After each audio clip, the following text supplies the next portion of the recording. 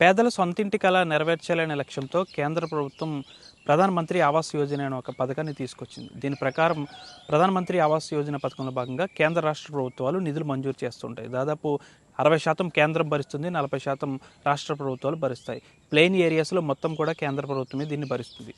దీని ద్వారా ప్రధానమంత్రి ఆవాస్ యోజన పథకంలో భాగంగా పశ్చిమ గోదావరి జిల్లాలో 3 కేటగిరీల వారిగా ఆప్షన్ 1, ఆప్షన్ 2, ఆప్షన్ 3లుగా విభజించారు.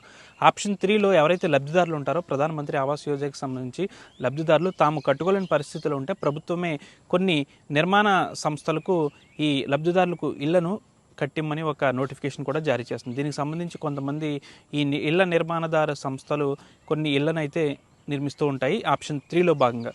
ప్రస్తుతానికైతే పశ్చిమ గోదావరి జిల్లాలో దాదాపుగా మొత్తం పూర్తిగా కూడా 5236 ఇళ్ళు ఆప్షన్ 3లో భాగంగా నిర్మించాల్సి ఉంది. దీనికి సంబంధించి కొన్ని నిర్మాణ సంస్థలు ఈ డిసెంబర్ అంటే గత డిసెంబర్ 2025 డిసెంబర్ నాటికి టార్గెట్ అయినది పూర్తిగా రీచ్ కాలేదనే చెప్పాలి ఆప్షన్ 3లో భాగంగా. దీనికోసం జిల్లా కలెక్టర్ నాగరాణ్ కూడా ఈ నిర్మాణ సంస్థలపై ఫైర్ అయ్యారు.